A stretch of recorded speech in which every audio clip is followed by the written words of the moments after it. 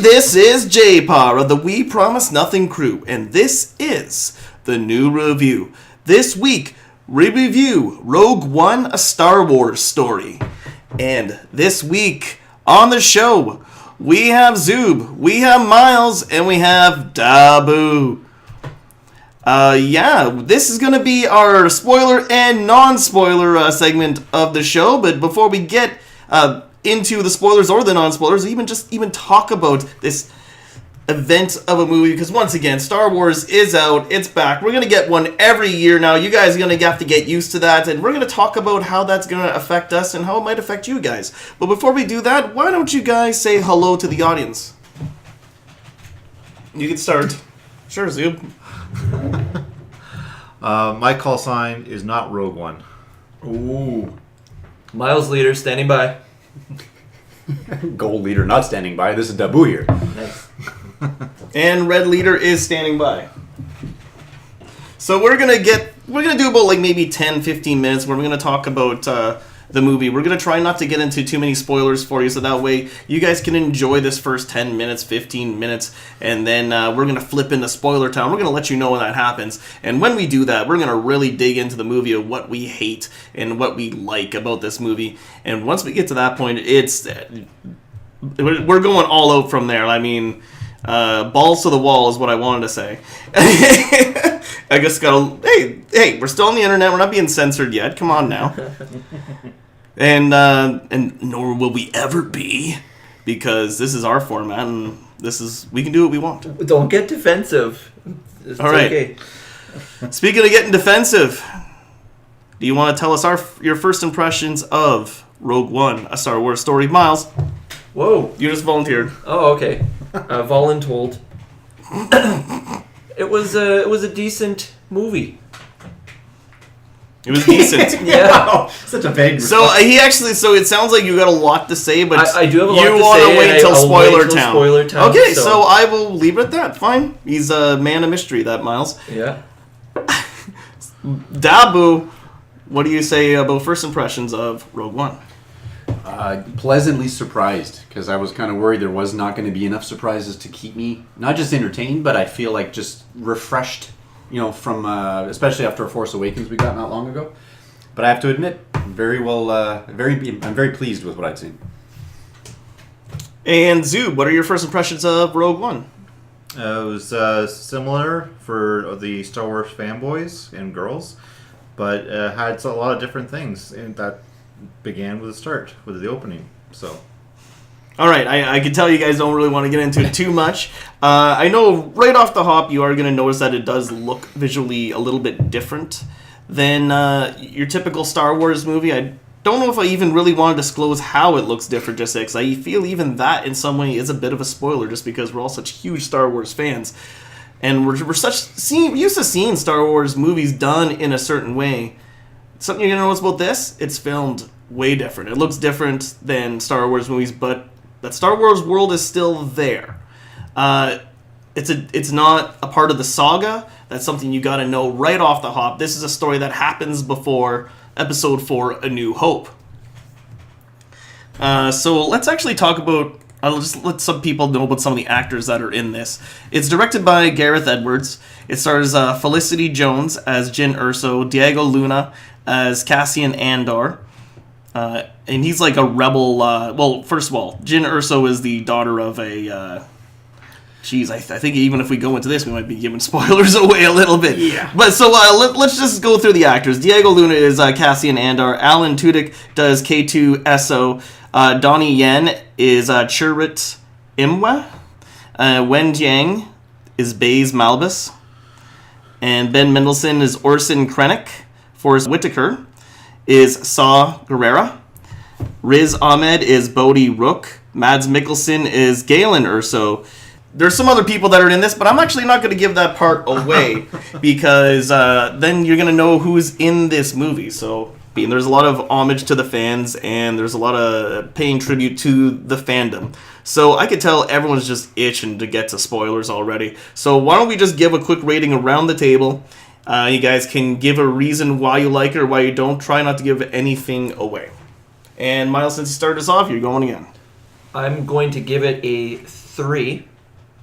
And only because of the way that the movie ended. The third act for me nailed it and sealed the movie for me. Other than that, it would have got a 2.5. So it's just a squeaky 3 Wow. for me. Squeaky 3. Yeah, just squeaked in there. Yeah. Yeah, Da Boo. Oh, I don't know. I'm really having a hard time coming up with a number for this one, honestly. Honestly, I think I'm going to have to give it a 4. And I think it's a variety of things. But I will say this, it's a solid 4 for a lot of good reasons, but there's also some gripes that I kind of had along the way.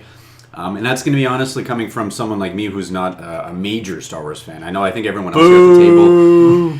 What, you have to be a major fan to be a simple fan? What, there's no gray area? Well, I think he's just calling you Boo. Oh, okay. Yeah, Yeah, that is me. I was just saying your name. That is my name, Say yes. your name. Sorry. He wants to say it. I know it's something you can cheer on. And but I will say this: there is a lot to really appreciate in a movie like this. Because Jay, you made a good point. This is not part of the original saga, and you really have to keep that in mind through and through. Otherwise, you're probably going to get a little bit more disappointed than you might think. But I'll leave it at that. And Zube, what would you give Rogue One? Well, I think I'm pretty splitting the difference here between the two. I'll say 3.5. I understand Myles' point and Boo's point. I actually pretty much really enjoyed it, but I'm going to stick with a 3.5 because at certain points there was some lulls and some uninteresting parts. But yeah, the third act did it for me too. So kudos to Gareth Edwards. And it made a nice Star Wars story because at first I thought this was in development. Thought that Disney was grasping at straws trying to milk the Star Wars franchise, but it actually made the backstory. It made a lot of sense, and actually that kept a little more interest for me. After that, it was some peaks and valleys, but the third act definitely did for me. Okay, and I'm actually going to lean more towards Boo. I'm going to actually say a 4, and I will say I'm giving it a 0.5 extra because of that it's got that Star Wars thing. If it didn't have that Star Wars thing attached, I probably wouldn't get that extra 0.5. Did I say 0.4? Extra the 0.5. Are you saying you're giving it an extra 0.5 because it's Star Wars? That's it? That's your... I've done that with many things. I told you why I give things extra. Okay. My explanation for giving a 5 Just is let it that happen. yes, Okay. just let it happen. Okay. The reason I gotta give it to you how I like. I can't do it viewed through someone else's eyes. I'm doing it viewed to you as a Star Wars fan. Now, I'm going to tell you this. I don't enjoy it better than any of the originals, although maybe I might have it put on the same comparison as A New Hope, maybe a little bit. It's similar to that, and we'll get into why it's even similar when we get into the spoiler part of this. And, I agree it had a slow start. And there definitely was a slow start, and I noticed right away it was filmed different. It was just, there was things that were noticeably different right off the hop, and I wasn't sure if I was going to like it, but something you got to keep in mind, this isn't a saga story, this is a Star Wars story, and it's kind of almost like Star Wars Battlefront the movie in a way. It's more about war. It's all about the war in Star Wars than it is about the saga that's going on with the Skywalker family. That if I was to tell you something without giving any spoilers away, really. And I think you know that going in already. You know it's a side story, right? Yeah, and I think it was just basically to fill the holes. And actually, that's what I appreciated about it because, from episode 3 to New Hope, there's basically, a 30, 40-year gap almost, it seemed like. And it just, the episode 3, they were just starting the Death Star, which is a nice tease for the New Hope. But the whole thing about that scroll about in the New Hope, about the rebellion, about how they actually got the plans for the Death Star. I think that was actually kind of George Lucas's kind of fallback plan at some point too. It was like, okay, we can add some stories here. We can maybe create a movie part of that as well. I don't know if that was part of his Grandmaster plan, but I think that's one of his. It's not his plan anymore. It's someone else's plan now. He probably wouldn't even have wrote this story. He definitely has some say in what's going on. Oh yeah. Well, they still look at. I believe they still look at the stuff that he's already formulated and come up with. They're probably like, okay, we like this, but we're gonna twist this, we're gonna twist that. You know what I mean? Because definitely the new movies that are coming out, the new ones, 7, 8, and 9, Force Awakens, and the ones that will follow. it's already straying off the path for what I knew was supposedly supposed to happen in those 3 chapters of the story. Because like from what I knew, like Luke's supposed to turn to the dark side and all that kind of stuff. But it doesn't seem like that way if you're to watch Force Awakens. You know, it seems like it's going a different way. But when you watch this movie, it seems like they're taking a lot of stuff from the margins of either books, TV shows, or comic books, and they're putting it on the big screen and making it canon. And that is pretty cool. Yeah. So then it makes me wonder, how far are they really straying? Are the one-offs like canon, and then the other ones are straying off a new path? I don't know. Well, I think that probably what's going to happen is there'll be more Star Wars stories after the next trilogy ends with the saga. And I've read certain places that basically this next block of saga is going to be it. Not Sega, Saga. Saga, yeah. Sega! So Play some Genesis, boys. Sonic the Hedgehog. Oh. yeah, but basically after that, I think that's how they're just going to keep on. Why did continuing Sonic with get the it Star on? Wars. I don't know. Why didn't he? I think I think you bring up a good point in that Sonic deserves it. Keep Sonic out of this. Sonic has nothing to do with Star Wars. Not yet. Not yet. Disney. Don't give him any ideas. I just love the fact that, I mean, you make a great point, Myles, in that there's a lot of this material from a variety of mediums I'm sure they're feeding into a movie such as this. And again, without getting specifics kind of brought up, there's a lot of little things I was able to just say, point at and say, oh yeah, I remember that. Like it had nothing to do with the story at hand. It had little to no relevance to the overall plot. It was just a matter of shove something on screen in front of you and then see how they react. And there was a lot of it, which was great. So yeah, you're right. But one thing, it's almost like as if they have these little standoff, a lot of fanfare, for sure. Plenty of fanfare, but in such a way that they still had a story that needed to be told, almost like filler.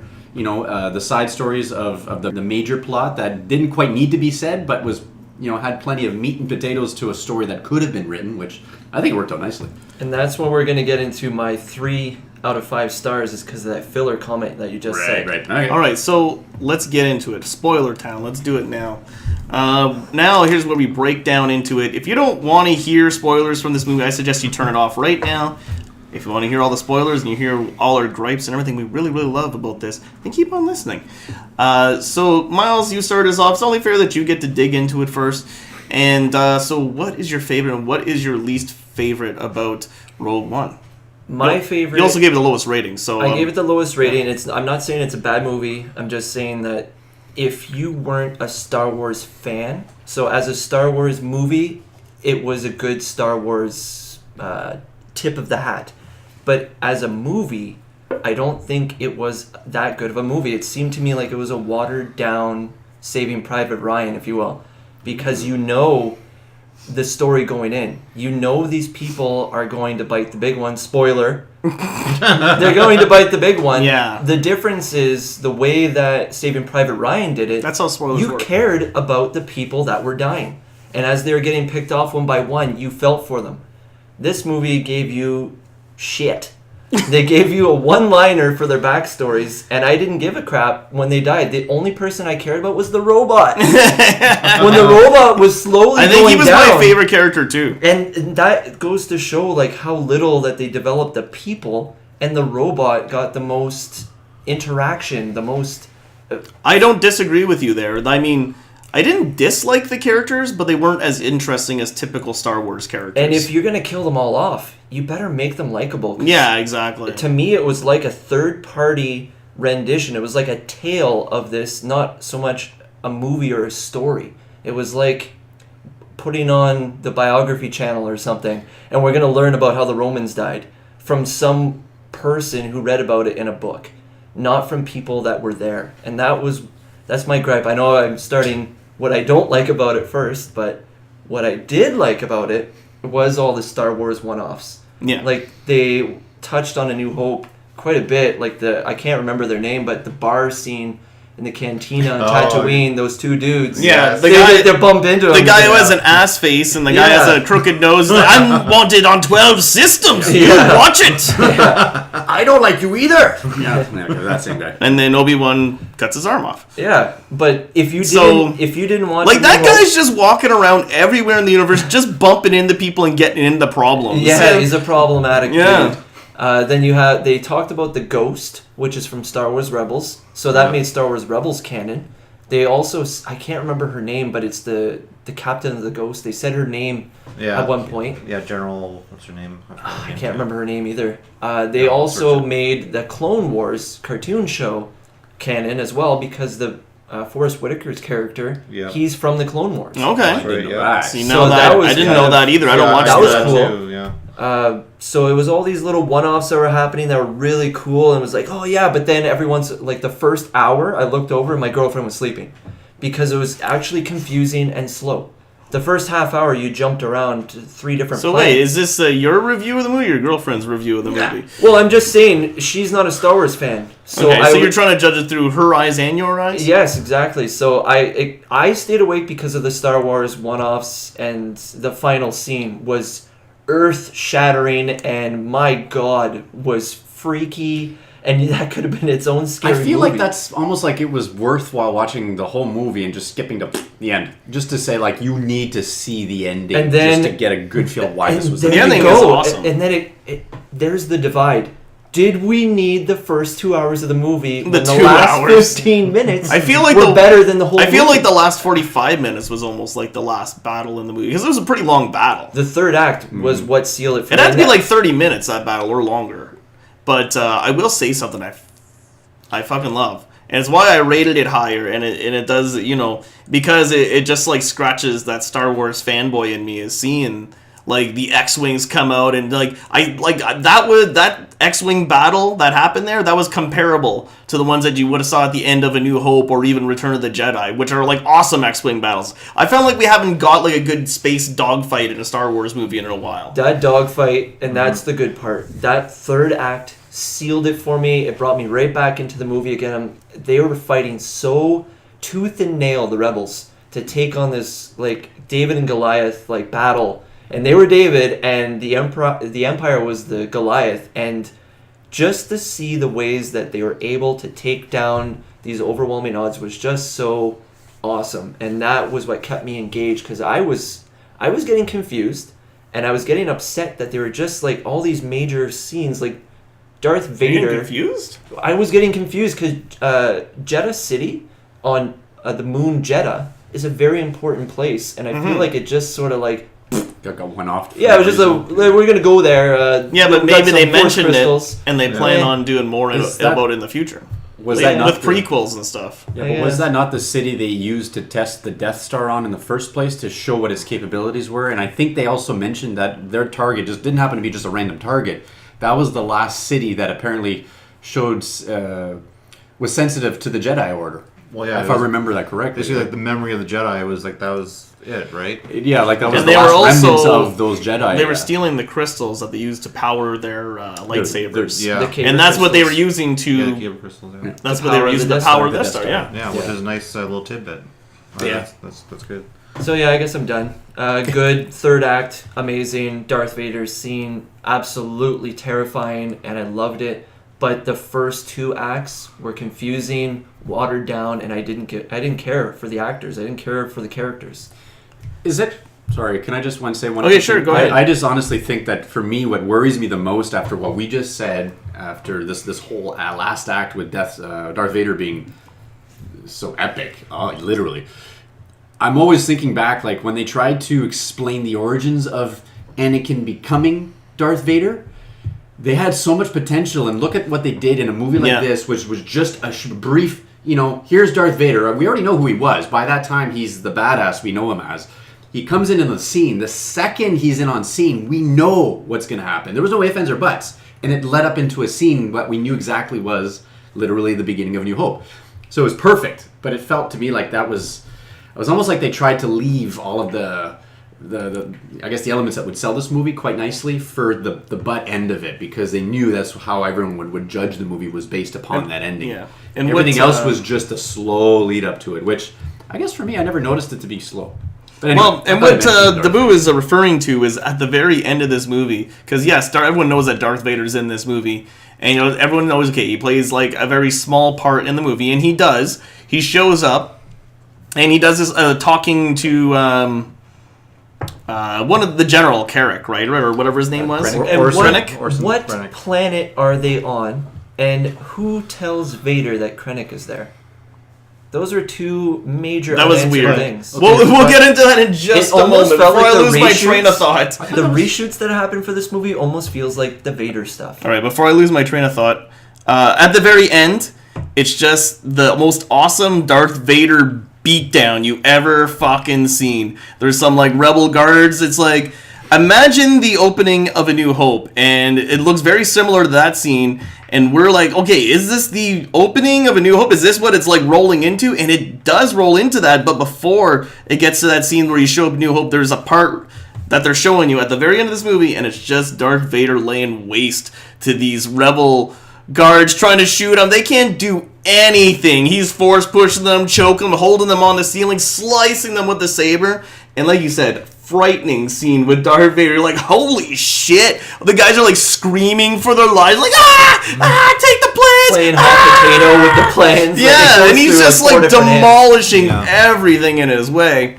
So getting on to Darth Vader, and we will be getting into more favorites and least favorites of this, but I wanted to talk about the actors that were kind of replayed in this, because there's a lot of people that you see in this. Like you're saying, you see the two guys who were in Mos Eisley. They were in there, or, I don't know if they're the same actors or not. Probably not. Definitely It's probably not. just makeup. But there's a lot of people who do look like they are there, and I think the most noticeable, or the one that they tried the most, was Grand Moff Tarkin. Now, you see it, and I know the 3D kind of throws me off, so it kind of bugs my eyes a bit, so I couldn't really get a good close look at him, but it's CGI. It's not really him. How did it look? It was the eyes that gave it away for me. I think if they would have ended the scene, because they start the scene with him looking out the window at the progression of the Death Star, and someone's talking to the back of him, and you see the reflection. Yeah. If they would have left it like that and just ended it, it would have been perfect. I would have loved it, because then it would have been a tie to the New Hope. You would have been satisfied with that? I would have really? been satisfied See, with that, because when he was- turned around, I instantly saw like Mass Effect characters or Gears of War. Like the animation, it's close, but it's still a little bit like Tron. What they did with was it Jeff Bridges? Oh yes, his young version. His young because version of clearly- himself. They took the scenes from the old Tron movies, Yeah. overlaced it. With I a swear motion they capture even suit. threw his voice in there. You may fire when ready. Like that exact line. I'm like, There might have been, but it was a different actor wearing a It- motion. you're right. Yeah, Yes, it was. He's wearing you're a motion absolutely capture right. I think it's helmet. safe to say though that's they were pinning themselves into a corner when they did the CG animated shit. I'm sure every movie that ends up in a moment where they have to decide, okay, listen, we need to bring something back from the past who's clearly not with us any longer, and he's quite an iconic character. So you can't have Grand Moff. yeah, you he's know, originally played by Peter Cushing. Yeah, We should mention. You can't have him on screen, or not have him on screen, I should say, and still have Darth Vader show up on occasion. You'd be asking yourself, where's the other one? Because he's clearly just as much an important role hierarchically, in terms of, being the general, I guess, is what he was. Everyone turned to him as being the voice before turning to Darth Vader being the solution to a problem, I think is what it was. I don't know. I had to keep an open mind for that. I knew people were going to pick at that, but... You might have noticed his Red Leader, who was played by Drew Henley. And I looked up IMDb, and they actually credited him to be the actor. The actor only just recently passed away, 2016, this year. Earlier this year, earlier on, I think it was like February or March. It was earlier on anyway. So yeah, the 1940 to 2016, Drew Henley played Red Leader. Also, someone else playing their role again, is a Jimmy Smits coming back to play Bail Organa, who is Leia's stepfather. We've seen him from the prequels. Let's see, we also saw 3PO and R2. That was obvious because they're almost in every single one. Yeah. And also, we saw, there was actually Warwick Davis was in this. He was the little guy. His name was, the character's name was what? Wheateef Kyubi? Is that the one of the rebels that was taking up arms against the... He was the little Yeah, guy. the little guy, yeah. Yeah, he was Yeah, cool. he's- I liked him. that- I wanted to see that more of scene- him, actually. He was Look at the tank. The scene with the tank. Yeah, Yeah, where they ambushed him in that alley. Right, Yeah. right. Okay, cool. I didn't know that was him. That's probably him. That's cool. Wild guess. He's probably the only short guy in there. But wild Is it guess. the only shortcut? Yeah. It's probably him. And one more, another returning character was Mon Mothma. She was played by Genevieve O'Reilly. Now she's the leader of the rebels there. She's the one that I think says about the Bothans, and it's the thing that everyone gets confused in this because like, how come there's no Bothans in this? Well, that's for Return of the Jedi. That's not for this one. This movie happens right before New Hope. So Genevieve O'Reilly actually played her in Episode 3 as well, but it was originally played by Carolyn Blakiston in Return of the Jedi. Which I might add, she was a perfect casting for that role because she looked spot on. Right down to the haircut, the wardrobe, everything. Her facial features were very much similar to the original actress. I think that was a great choice on their part. They kept so much stuff from the 70s, even if you put the characters aside, and when they were guiding the laser for the Death Star and they had it up on the screen, that was from the original A New Hope. And that was amazing. But they made it like, it's like it made more sense now. Seen it on the big screen. I don't know. It was pretty cool. True. Yeah. Actually, same with regards to the Death Star plans themselves. Once they had transmitted, it was this weird 8-bit graphic looking visual of the Death Star, which obviously they could have done a much better job in an actual technological sense. But you're right. They brought back that old retro feel. Hold it, Boo.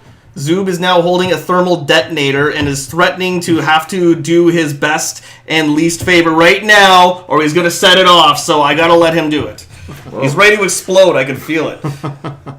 Well, I'll just toss it away. I don't want to make a mess or anything. It was a dud!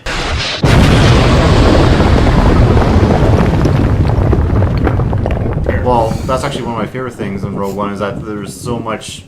Okay, it's kind of morbid, but so much death, like with the battles, the wars, tossing like how many grenades were tossed and people ate it, like with the exception of the one caught by our favorite robot and just kind of throws it aside. That was one of my favorites. That was actually pretty badass. Yeah. Second most badass in the movie compared to Darth Vader's. Oh god, yeah. Well, that we definitely cleared up on. Yeah, that is the reason to watch that movie is Darth Vader. And that was one of my main reasons why I wanted to watch Rogue One because thankfully they teased Vader in the trailer.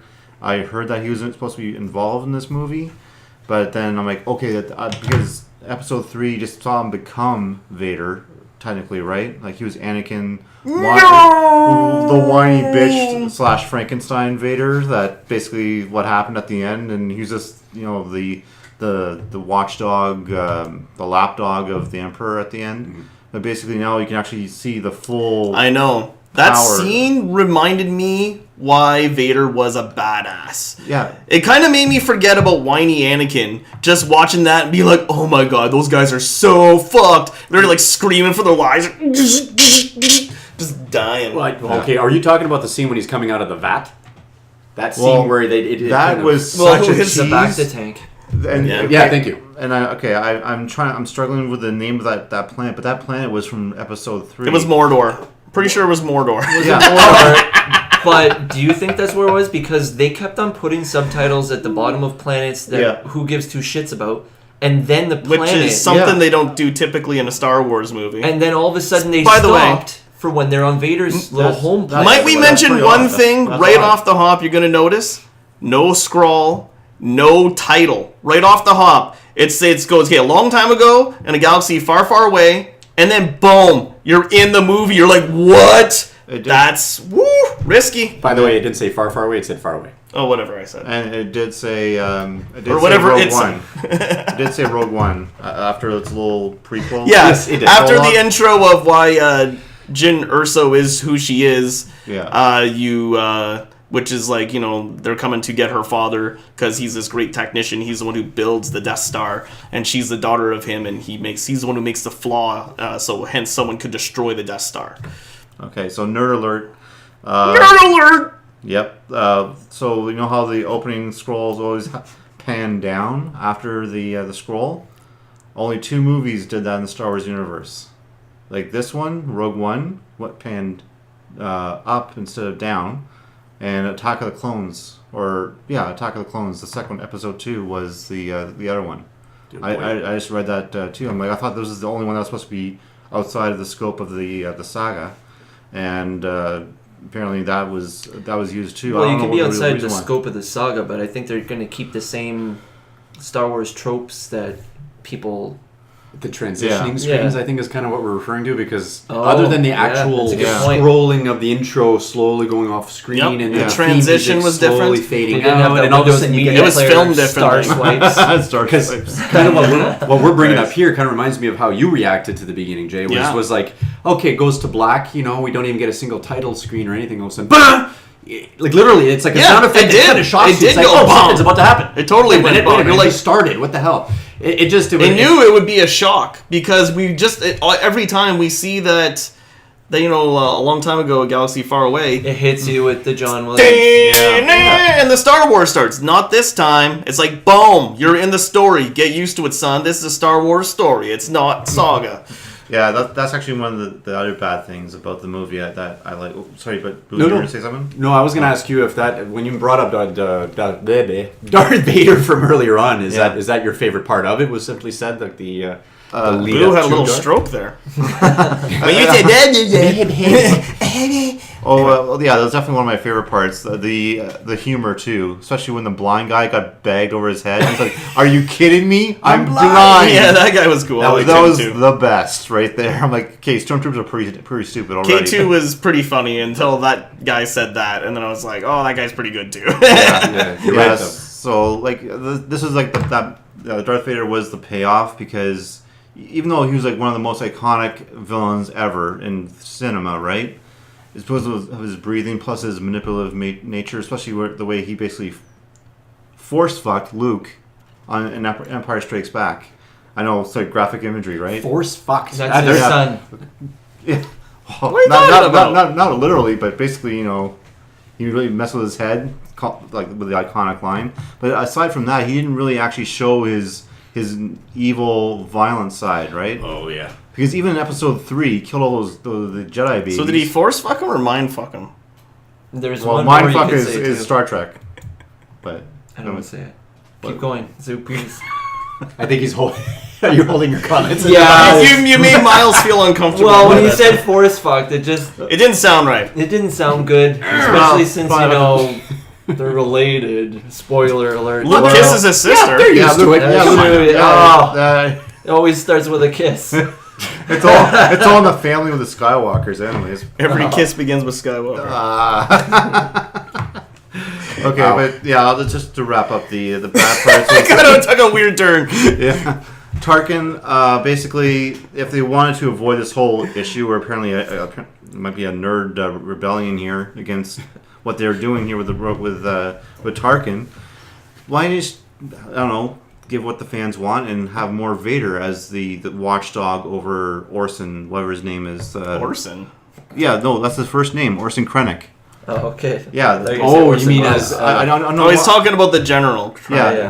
Yeah, the general / doctor, wherever That he was kind of like the villain of this movie. So you're Well, he saying was, have- yeah. You're, He you're was- saying like have Vader replace Krennic as like the main Yeah. antagonist throughout the whole thing? I don't know if that don't, I would be too don't much. agree with that And then because also report to the Emperor. Why not? Like, It would make sense. You're right. I just feel like if they Why did that, not? in back in my mind, my worry would be it'd be too much Vader, because then there's not That's what enough. I agree with. The second he goes up on screen, we know. then it's too Shit is gonna happen, It's you know? too prequelish if you do that. It's like too easy to do that. There's one thing they could do, and I feel like I'm really hoping this is what they're trying to do. When they're on Mustafar, allegedly, maybe the Allegedly. lava planet, yeah. which is crazy because that's where he lost his limbs, and that's where he's staying now. Like, that must be fucked up. And it's Mordor. anyways, the guy that comes over, he's wearing a robe, and you're like, who's this guy with the robe? Yeah. And then he says, hey, fucking Krennic's here. It's like, why is that guy And they dressed? show him, but he Yeah. doesn't have a He's name. just a schlub. He's just some fucking schlub. You think it's like, okay, is this like the Emperor? It's like, no, it's just some. But if they're Tool making the is- cartoons canon, something that happens in Clone Wars and Rebels are called Inquisitors. Okay. So Vader he needs people that aren't fucking shitty, like these stormtroopers, to actually do his bidding. That can take on Jedi. You mean like the Black Troopers who showed up and just started kicking ass all of a The sudden? Death Squad? It's like, wait a minute, the Black Troopers show up. They're the Death Squad? Is that Or what they're Death called? Troopers is Death what they're called, Troopers. yeah. All of a sudden they show up. It's like, wait a minute, they're not missing. They're hitting those guys. Oh yeah, they're Yeah, until the end. And we also saw the shore troopers too, the ones that are on beach troopers, which was pretty cool. The brownish goldish, like Scarif goldish troopers, ones. I think, as they were called, because they're from on the Scarif planet. That was pretty cool to see that. But what I'm getting at is if that guy, I'm hoping, is an Inquisitor, so somebody that's trained in the dark side but not in the ways of the Sith, so that they can get away with the rule of two. Yeah. That That's would cool. be really cool if That's they neat. made that. So its you're own saying that one-off. could potentially be an apprentice to Vader? Essentially, without saying the word apprentice, because The word two can You apply can't- because he's still kind of the apprentice they of the don't Emperor. teach them the ways of the Sith. They're just Force-sensitive people, which is where I feel they dropped the ball with the blind Force guy. He was A Force wiggling monk. around. He wasn't a Jedi. He wasn't a Jedi, but he was saying He was Force sensitive, but he could was use the Force. Force-sensitive, Yeah, but he he- couldn't. He use didn't even the really Force. use the Force. Yeah, it was just Well, he The believed the only Force time- was with him. Yeah. So I don't know if he was like daredeviling stuff because he could hear well. Because he's like, hey, there's an AT-AT walker coming. We should probably run. But at the same time, everyone can hear a giant AT-AT walker when it's 20 feet behind you. So I didn't really see that. But he said, is he a murderer? Does he look like a murderer? He's talking about the rebel captain. I can't remember his name right now. Oh, right. In other words, does he seem like Diego someone you Luna. could Cassian. Yeah, he asked everybody in the Cassian was ship, the does rebel he captain, look right? like he's a killer? And he's like, no, he looks like a pretty cool dude. He's like, okay, because the Force likes to surround people that are on their way to kill somebody. And then the robot says, well, he has his gun in a sniper configuration. And they go, oh, hold on. So he's using the Force. But then the last scene before he dies, spoiler, he doesn't use the Force to bring down the trigger from the safe bunker area. So it's kind of like he can do some Force stuff. Yeah, he but can't doesn't do he actually other can't Force use stuff. Force pushing or any of the things that the Jedi. And I feel like that really dropped the ball again for me because, again, in Rebels and Clone Wars, they have Force-sensitive people that can see with the Force and they can push with the Force, but they don't learn the ways of the Jedi or the Sith. It's kind of like that gray area. They're not good, they're not bad. They just do what they think they should do. Okay. I see what you're saying. I agree because it would have been cool to have like more of a Jedi character involved. But if it's they're also gonna have- kind of good that they didn't too, because it was focused more on like the troops and the squadron that was doing it. You know, the team that was doing it more than focused on Jedi and Sith. You got your payoff at the end when it's just the Vader beatdown, just slashing everything in sight. Well, the impression I always got, and I'm not going to disagree with you, Myles, in that they probably dropped the ball on that one character. He was still a very entertaining character, whichever way you look at it. Because to me, that was in one of those refreshing moments actually, where we got something that we knew didn't need explanation, but at the same time, it still had you questioning, like, well, what the hell? You know, why is it that he needs to be told how this guy looks when in reality we know he's blind, but all of a sudden he keeps giving him these impressions like he can see in some other He's form? dodging laser shots. He's guiding laser shots in a way that, like, predictive. When he takes out that TIE fighter. Oh, yes. Oh, Oh, I and know. it's perfect because it came down and took out the ion cannon, too. Like, Yeah. that was perfect. So he does have that Force awareness of, like, 10 seconds into the future. That kind of reminded me a little bit of, I hate to compare it this way, and I guess it would make a little bit of sense, but Hawkeye. Yeah. Yeah, where he doesn't Yeah. look at It's you. no different. Well, how is it they can understand that what they just did will do exactly what they expected? And you're right, it could have been that when he shot out the TIE fighter, he expected it to land in the He knew base over when there. and where to shoot that TIE fighter so that it would do two things. It would take out the TIE fighter and take out that cannon, and then you're good. Okay, move on. All right, so yeah, we should do more favorites and least favorites. What was yours, Zube? You finished off with We don't want like my favorite. favorite and least favorite. Favorite would be the Vader scene overall. Also the nice cameos, especially at the end with the tie-in. Like that third act was the best. They do a CGI face of Leia on someone. Yeah. Yeah. Why couldn't that be just have her suck it in and have it just be Carrie Fisher? Suck it in. I don't know if it's What? just me, but I would have been fine with these people from the past just show behind them. Yeah. Like her getting the plans, and then that would have been perfect. It's like, oh, there's Leia. Yeah. Boom. And then the CG again threw me out again. See, I'm going to agree with you only It's for one distracting. reason. If they were to do that, I would say do it completely, with the exception of Vader. Vader can get away with the fact that he's in a suit. Anyone can be Vader. They just have to shove the They voice. got James Earl Jones. Yeah, Sims again. he's still around. So, what was your least favorite? The least favorite was basically the It was Tarkin. It was basically So the CGI on Tarkin. just Tarkin, because like that, the whole thing about having the two guys battle, like it's kind of cliche because they kind of progress that. But almost each episode, they have had always these conflict of the two admirals, and also they kind of teased some things in the trailers that didn't actually happen.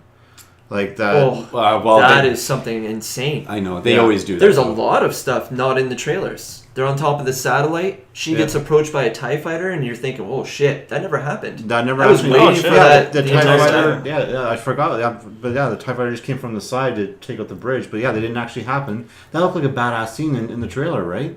And then also, we rebel. That line I don't think was not in the movie, right? Yeah. Unless I missed it. No, it and wasn't. then It'll be in the extended cut. Probably. That's probably what's going to happen. But sorry, just to wrap up, like what when it comes to the Vader thing is that how I was kind of disappointed towards the end that is this going to be the one cameo? They kind of teased the whole badass thing where he's getting out of his vat or whatever it is. Back to tank. Yeah, basically. And then that badass scene was the payoff. That was the only difference between what everyone had a gripe with Joker in the trailers for Suicide Squad and how he's portrayed in the movie. Oh, don't start with the Joker thing again. But that's the difference. Is that's the similarities. That Joker was this hyped up thing in the Suicide Squad trailer. Vader was hyped up in Rogue One, but actually the payoff happened. But in you Rogue knew One. he wasn't gonna be. Once again, just like Suicide Squad, you knew Joker wasn't gonna be there for the whole thing. No, I'm going to disagree with you there, but that's another video for another time. I agree. Yeah, All right, Boo, give us your favorite and least favorite. Let's get this train I rolling. totally get to understand your comparison, though. By the way, Zube. Thank you. I'm going to try to sum up a lot of different things, but I think for me, very much how Myles had put it, from a point of view of someone who's not a major Star Wars fan, there were some really great fan-fed facts. Well, say that 5 times fast. Yeah, I know. No, I will not. I'll give you an example. I think for me, the biggest thing is the way you described it, Jay. It was, for one, the way I see this movie and the way it's the story's being told. It has nothing to do with the Jedi. It doesn't even have anything to do with Darth Vader, for crying out loud. It's simply said it's all about the rebels trying to obtain these plans to the Death Star. Having said that, I'm kind of glad they didn't have any kind of a Jedi-like character. That would have been, in my opinion, too close to what A New Hope and that entire 3-part series was all about, because the Jedi were coming back. But that was their story to be told. Rogue One had to do with, in a form of desperation, they had to come up with a means to fighting this major force, which had to be all of a sudden, the Empire with this new weapon, the Death Star. No one knew what it was up until they suddenly saw it, on screen for the first time. Then they realized, well, how do we handle that? And if it wasn't for the Rogue One team, apparently, the way they written it, nothing would have happened in A New Hope and all the 2 following movies after that. So I have to really appreciate this story for what it represents. But you're right about one thing. It's a lot of fluff. It's a lot of filler that is meant to tell you a story that you already know what the outcome was. Yeah, you know they're going to die. But it's beautiful the way they did it. For one reason. It's all epic action. Yeah. You want to see the point of view from a soldier before that AT-AT stomps on your fucking head. That's what you see. Yeah, you saw that the story through the soldier's side this exactly time. And it went through and through the entire movie from that point of view. There was not a moment where I felt like, they almost got away with because of the Force. Even the one that was Force sensitive, I almost didn't want him to, from a distance, grab the lever. That would have been too easy. But it was beautiful in how they went one step further and said, okay, he's still very much one with the Force. A little too much so, to the point where he kept repeating that stupid sentence. Yes. That's like a religious fanatic, if you ask me. But that's the reasoning behind it, because it felt like, okay, those who follow the Force are not quite... One with the Force is with me. They don't necessarily use it, but they are aware of it and they respect it. And I think those who respect the Force, that's the outcome. They end up with like this blind faith that leads them into victory, I guess. Good is what analogy. the way he did it. But it was done in such a way that he wasn't impervious to death. He still passed on in a very heroic fashion, but he had a role, just like everyone else in the story. And I think that's why I appreciated the way the story developed. It was slow going, but it certainly had this really great payoff in the end, which was, okay, I know how they're going to end. I want to know how they lead this up into A New Hope, and that's exactly what they did, right? It was like, like you said, the third act had to be the way to end the story. No ifs, ands, or buts. You could even imagine, 5 minutes later, being A New Hope just starts, right? As soon as this movie I wanted ends, to watch 5 New minutes Hope. later, Right there. I did So watch did I. New Hope today. Yeah, I wanted to watch New Hope too. Exactly how you guys feel. But that's the point of it, and I think that's the whole reasoning behind these little side stories. If they do this every time, I'm very anxious. So if this is like to 3 sum up, point, yeah, go ahead. my favorites have to be the visual effects and how they actually represented each moment. I can't really, I kind of keep it general because I feel like every scene's different. But there's so many action-packed moments where they're just shot perfectly well. Other great things I can pull up out of it, though, but I feel like you had brought up another one of my favorites, Zube, which was the some of the humor. It needed a little bit of it because there was just so much death happening everywhere that if there was no humor, it probably would have been a little too dry to the point where I would have lost interest. And I probably would have fallen asleep because I'm not one with a lot of the facts of the Star Wars universe. So I wouldn't have put two and two together. Yeah. My gripe. It's not even a major gripe. It's the way they kind of gave me this impression like Darth Vader, he is a badass. He truly is. And maybe it has something to do with how we just got force-fed the hype of him alone out of this whole movie. But when I saw him on screen and he kicked everyone's ass, in the back of my mind, you know what the funny thing was? I'm like, why is he taking his time to get to those plans? He's throwing people up in the ceiling and everything else. He knows who has the damn plans in his hand. Why the hell is he taking his time, taking one after the other? I get that it's all the whole build-up to it. That's part of the storytelling. I get that he's probably arrogant, that he doesn't really worry that, it's going to get so far ahead of me, I'm not going to get to it. He's literally obliterating them one moment after the other, up until the plans get a little too far ahead and all of a sudden it's completely out of his reach before he had any say-so. Then hence leads up into A New Hope. Couldn't he just use his force to hold the ship in place? Like, no, you're not going anywhere. There's just so many ifs, and I feel like I could be picking at it for too many reasons, and that's one of them. But it just got to the point where I'm like, you know what? I have to take it for what it is. Mm. The story led up to a moment where he probably misunderstood or underestimated, I should say, the Rebel Force. I realized I just reminded myself of another scene I loved. Anyway, too much, way too much. I think you hit a common theme there, and that's how the Rebels win the day after all the movies are said and done, is the underestimation. We're too big to fail. Yeah. It's the Roman issue, right? Yes, they're they are an big, empire. and they're just swallowing all these star systems, planets, moons, whatever. And Blow up before the whoever, Death Star whatever they comes into want. the You don't picture. agree with us? We'll blow you up, you know? Because even when they were losing, somebody went up to Grand Moff Tarkin and Grandma asked... Tarkin. Yeah, Grand Moff Tarkin, he's got a weird name, and said, do you want us to take care of the rest of the fleet? They're like, no, Vader will take care of the rest of the fleet. And you're like, really? Okay. Because that's how much they underestimate the Rebels. They're like, okay, he's going to take on all the remainder of the ships by himself. And he kind of did. Yeah. You know, So is that why in A New Hope he shows up with a troop of stormtroopers the next time? He's like, I guess I couldn't do it myself. I'll bring these guys along. they're fodder. They're fodder. And that's what it is. It's just underestimating. It's like, yeah, I'll just send them in. He'll take, they'll deal with a couple And of that people. final scene before he slashes those poor little rebels into pieces, it really looked like that beginning scene in New Hope in the hallway. Yeah. And you're just Everything. like, even the mustaches, like yeah, you the know, people in the movie had 1970s stashes, like dad stashes, and it just went right back to the 70s. The look and feel, like the hallway where everyone's dying, Yep. was like the beginning of A New Hope. It was just the terror. yeah, the it was pure terror. It was terrifying. They were screaming for their life. The lightsaber through the guy. They couldn't Yep. open that The last door. door. Yeah. And it goes through the door, and then he force opens the door, and you see it. The saber's The still saber there. stays Yeah. there, And and it's it's just like like a this- hole through the door. I'm like, oh. Yep. I personally like the one he held up on the ceiling, then just Yeah. backslashed him with the saber. Oh yeah. Yeah, I could watch that scene over and over again. Oh, I know. This Yeah. guy makes like a bad It's gonna guy. happen. Yeah. Yeah. I will admit, it certainly gave me chills. Oh, same here. I was getting goosebumps. I know, still do. I think, the only other scene that I feel like I have to bring up has to do with, which is almost a very strong key element of how the planes even made it out of the atmosphere of the planet. When they took out the shields, holy shit, that was another surprising moment. Again, another refresher. They didn't just blast away at it and blow up the freaking, gate, so to speak. And they tried. And they certainly tried, for Yeah. sure. They didn't have the firepower to do that. But they came up with a creative idea, which was, I'm going to tugboat my ship into a Star Destroyer, Yeah. which And forced it into another one, which called forced them the, both into the fucking gate, which the took them... Hammerhead. It was just Yeah, like a domino Hammerhead. effect. Corvette. Yeah. Corvette, thank you.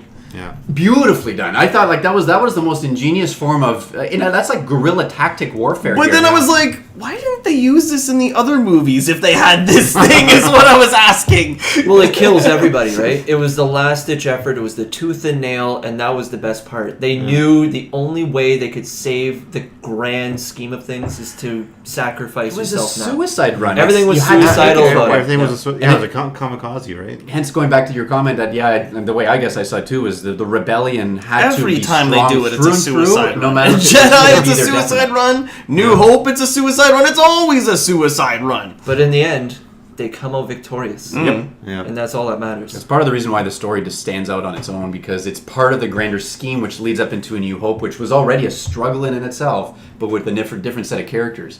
Christ, these guys didn't even make it out alive in Rogue One, and they still won. So, Yeah, everyone dies. Just so you guys. Spoiler.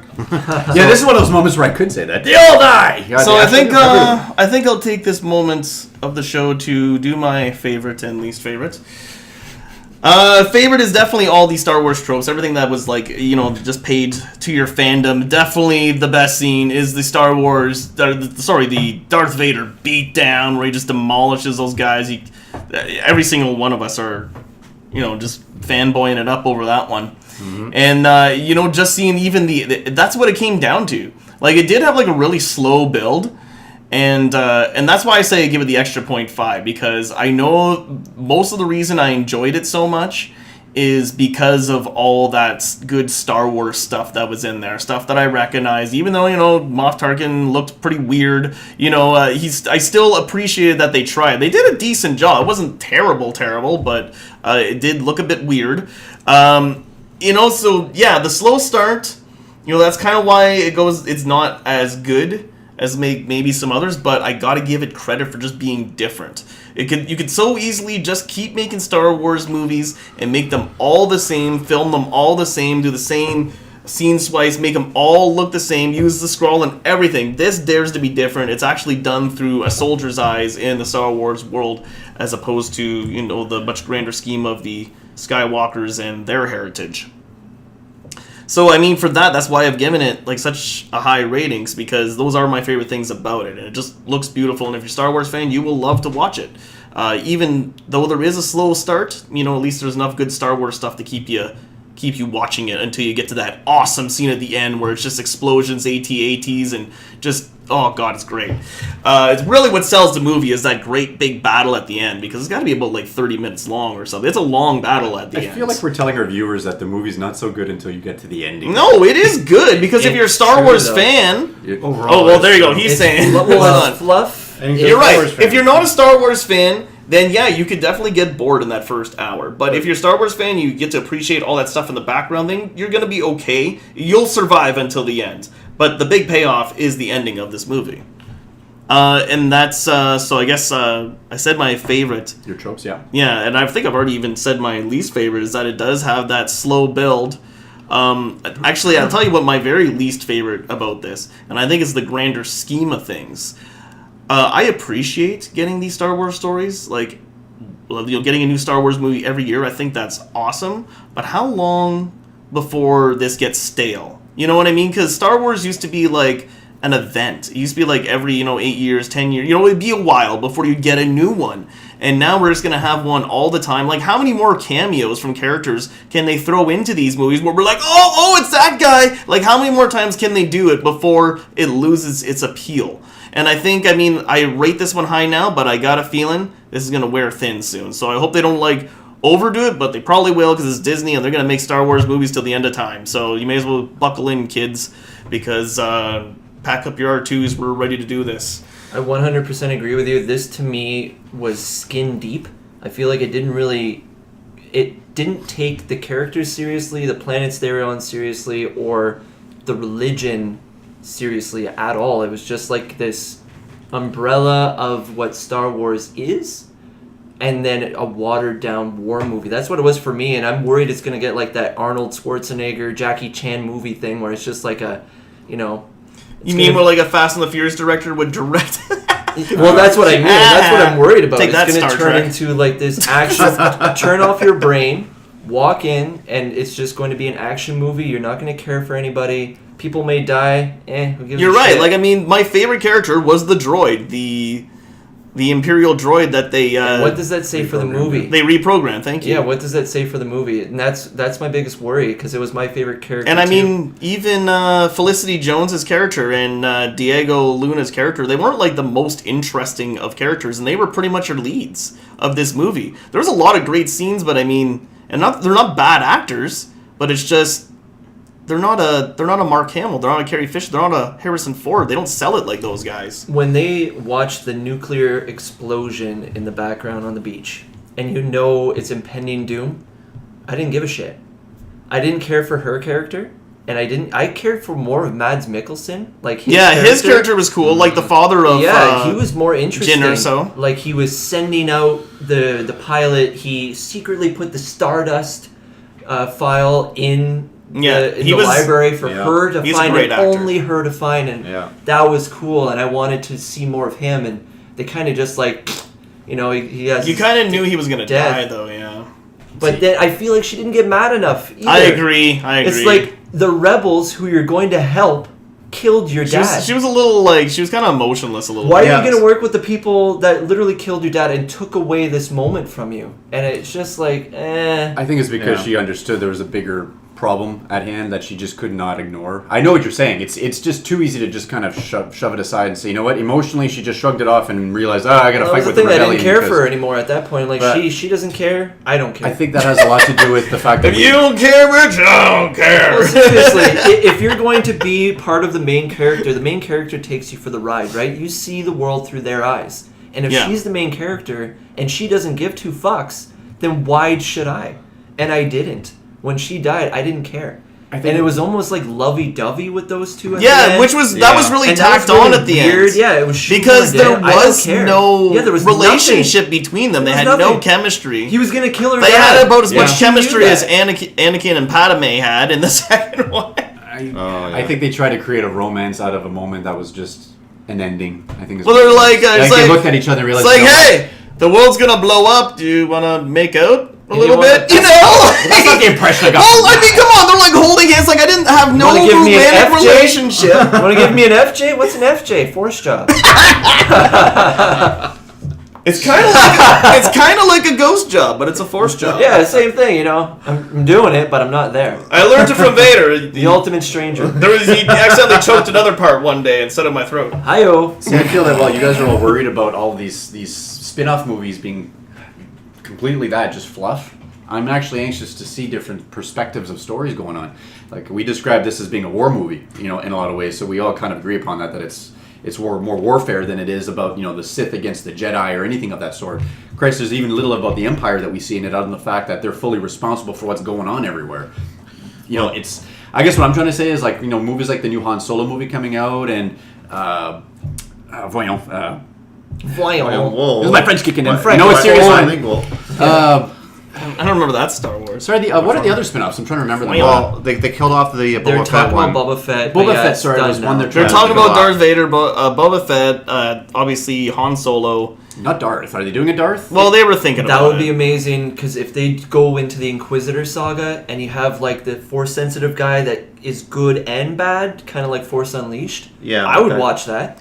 When it turns out he's good at the end, that'd be amazing. You mentioned Force Unleashed. I would love to see a character of that nature, because he himself was a very important character, but you never saw that in any of the canon material, I think is what it is. Yeah. But that's an even like story just about like the Rule of Two, how it came to be, or the Knights of the Old Republic. You can do a lot. Or what about Boba Fett's people, the Mandalorians? Mandalorians, what happened to them? That's a story in itself. Okay, I might get my nerd cred taken away from me, but is Boba Fett a Mandalorian? I feel like he killed a Mandalorian and took his armor, and that was it. Oh, you know what? I don't know now. I'm pretty sure that's it. I feel like I thought he was a Mandalorian. I don't think he is. Did they explain that on Attack of the Clones, or? I'm gonna have to rewatch it because I barely remember Forrest Whitaker's character. You referred to Jango Fett.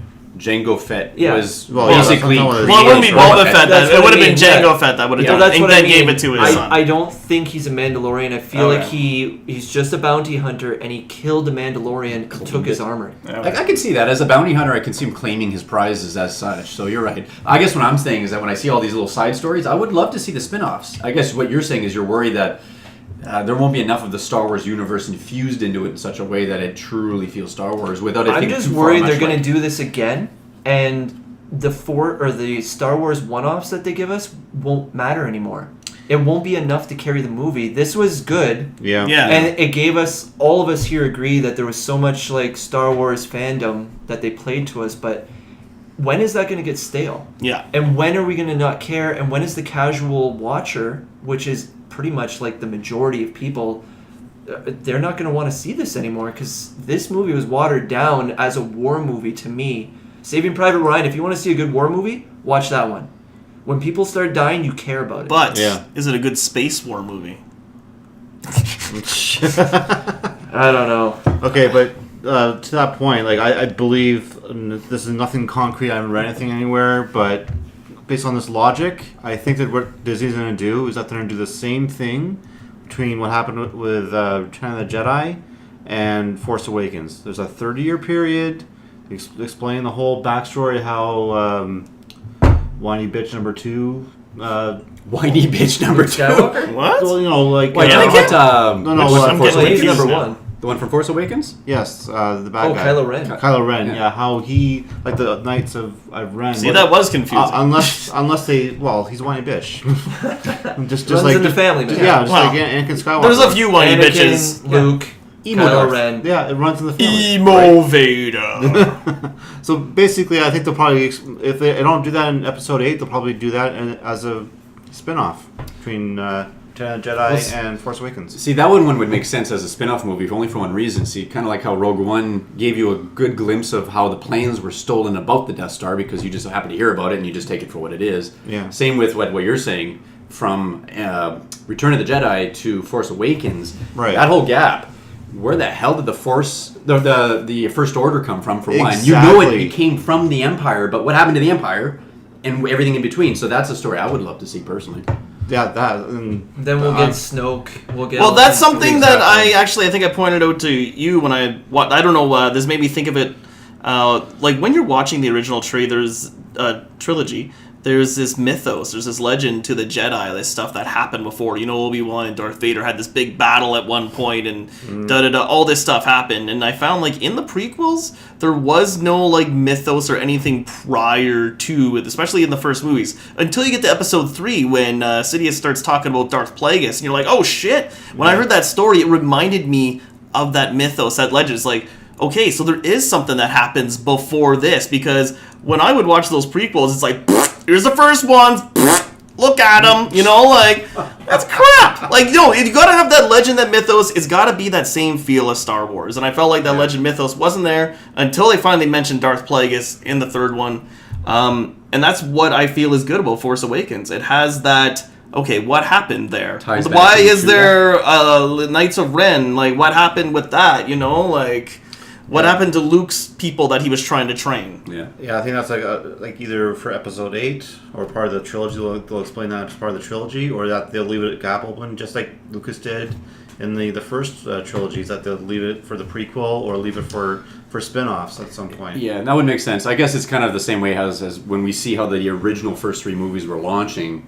You knew what the Empire kind of represented. You didn't quite know where they came from, or how they were formed. Up until you got to literally the Return of the Jedi, you had a very good picture on what they were and how they came about. I guess the same you could say about the First Order. We're going to find out. It's just a matter of slowly unveiling the truth behind them. Yeah. Maybe, for all I know, maybe a spin-off movie in between the two might be too much of a ruin. Maybe we might have to wait for 3 movies, the new trilogy, to come to be, and then they'll shove in the spin-offs just to say that they give us that filler in between. Oh, yeah. That I would rather see, because I don't want to see anything give away what the First Order is and why Kylo Ren is... Yeah. I guess it's his order, is it not? They named it after him, so that's another question I'd love to have answered. Well, Is it named Well, after not named him, after or him. is that No. like the Darth? Is that like the Darth thing? Well, That's the Order his of the Darth Knights name. of Ren. Yeah, that's Oh, is his that how it Sith is? name. It's Yeah. a title. Oh, Yeah. see, Yes, there you go. exactly. they're all Knights of Ren, Yeah. essentially. Okay. And he's Who's not Ren? even. He hasn't even completed his Exactly. training yet. No, he's not Right. even done. So he might be Darth Kylo later, for all we know. Yeah, that's a good point. Yep. I mean, maybe they're not going to keep the All term right, Darth. we could talk about Star Wars all night because we're nerds, and I'm sure you guys would love listening to that too. But we do got to put a little time limit on these things every once in a while, or else this just go on forever. It's only been an hour? Can we go for another hour? Yeah. Oh boy. That's a lot more editing on Yeah, my it says part. a Star Trek fan. I really I hope don't- we get comments at the bottom of this feed, though, because I want to hear some feedback from some of you guys out there. I want to hear from the Star Wars fans. Yeah, what do you guys think of Rogue One? Does it fit in the saga with you? Is it better than some of the saga movies? Is it not as good? Is it as better than the prequels, at least? We would love to see your comments below. Also, give us those likes. Subscribe to us on YouTube. And please keep pressing that like button. And even leave your comments. Even if your comment is, say... this is just leave a comment. We even like that because that even ups us in YouTube because you have no idea. If you have no money to contribute to us because we haven't offered that in any way because we want this to be a free service. So keep subscribing, keep liking. That's how you keep us free. You can follow us on Twitter, which is at We Promise Nothing, drop the G. And you can apparently follow us on Instagram. I've never seen it. But what's that one, Zube? We Promise Nothing with a G. With a G. And definitely like us on Facebook, and you can follow us there. Once again, it's another way to get a hold of us and ask us questions about the movies that we watch. Did I miss anything, guys? Well, we could keep talking. Yeah. I kind of wanted to see what your opinions are on this Han Solo one-off, but Ooh. that could be another... I think we might have to just do like another discussion where we're just talking about a whole bunch of The Star future Wars of Star stuff. Wars Yeah, the after future of Rogue Star One. Wars. That's If you like guys want to hear more, talk about more about Star Wars, leave comments below, and we'll definitely make more Star Wars videos. We have no problems talking about Star Wars. All right, this is Jpar signing out. This is Zube shoveling snow. Okay, Myles fucking taking off. Fuck it. just take it off. I guess Da Boo go bye-bye, too. I think we've all got a little bit bye-bye. All right, happy holidays to everyone. We probably won't hear from us in a little bit. And Happy New Year, and we will definitely be doing more in the future. We got big things coming ahead, so we're not stopping just quite yet. Keep supporting us if you want to see more of us and hear more from us. We appreciate every subscriber, every like, every comment. We love it all, and we read all our comments too, even if we don't mention it on here. We really do. We appreciate it, guys. And happy holidays to you. Merry Christmas. And yeah. So if you disagree with anything that you've heard on the show today, you can leave a comment below. But as always, we promise nothing. Good night. Good night.